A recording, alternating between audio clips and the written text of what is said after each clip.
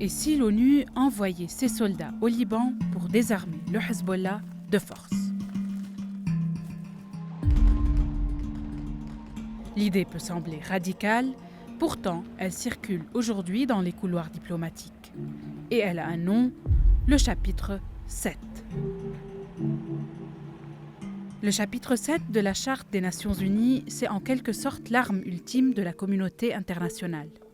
Il s'active lorsque le Conseil de sécurité constate une menace grave contre la paix mondiale.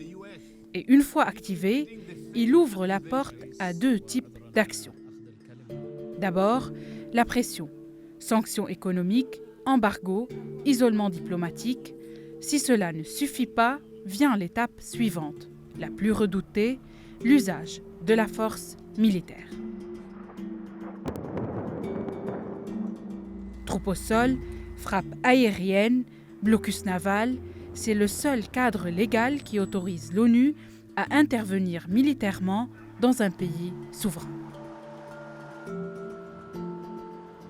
Mais attention, ce mécanisme ne se déclenche pas facilement.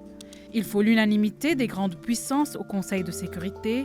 Autrement dit, ni la Russie ni la Chine ne doivent opposer leur veto. Et c'est précisément là que le système se grippe. Preuve en est, ces derniers jours, Bahreïn a proposé une résolution pour sécuriser le détroit d'Ormuz face à l'Iran. Résultat, blocage immédiat de Moscou et Pékin. Ce n'est pas la première fois que le Liban se retrouve face à ce scénario. En 2006, après la guerre entre Israël et le Hezbollah, une force internationale sous chapitre 7 avait été envisagée pour imposer le désarmement du mouvement. Beyrouth avait dit non et la référence au chapitre 7 avait disparu du texte final. Aujourd'hui, le contexte a changé. L'État libanais considère désormais officiellement le Hezbollah comme une organisation illégale.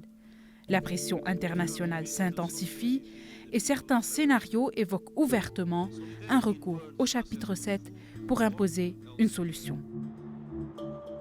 Le Liban est-il alors au bord d'un ultimatum onusien? Rien n'est encore décidé, tout dépendra des rapports de force au Conseil de sécurité, mais une chose est sûre, le dossier est ouvert et cette fois, il sera difficile de le refermer.